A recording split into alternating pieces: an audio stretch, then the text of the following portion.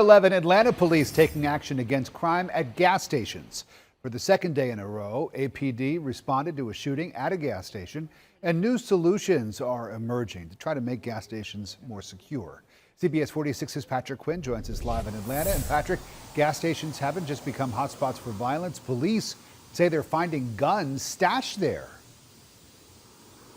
Pretty stunning. And I heard this comment from the interim chief of police during a city council meeting. When I heard it, I followed up, and indeed, just this year, 7 incidences where guns have been found among chips and sodas inside gas stations. You got more?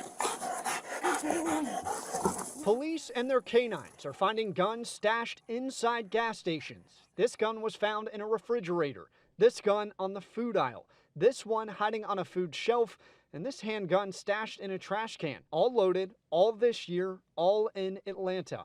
This week, Interim Police Chief Darren Schierbaum alerted the city council about these recoveries. We often get consent to go inside, and we remove guns from behind candy bars in the cooler, areas that's been stashed to protect the drug trade that is operating out of there. You heard that right, guns behind candy bars. Here's how it happens. APD said for all of these recoveries, they got a call about shadiness at a gas station or convenience store.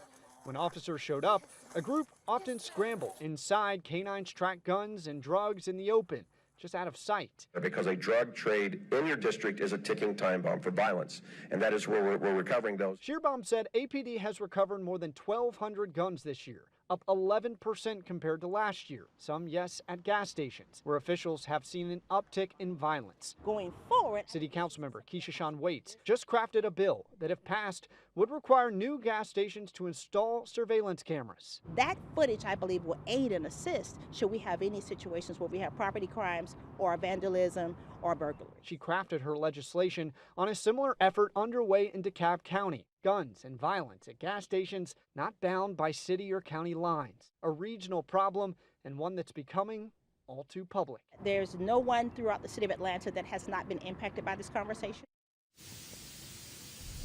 And Keisha Shawn Waits said she'll introduce her legislation next week. Now, again, it was drafted off a similar legislation in DeKalb County that right now is before the DeKalb County Board of Commissioners. And it's worth mentioning that yesterday during Schierbaum's quarterly report, he mentioned that homicides, they're actually down 11% compared to the first quarter of the year. In Atlanta, Patrick Quinn, CBS 46 News.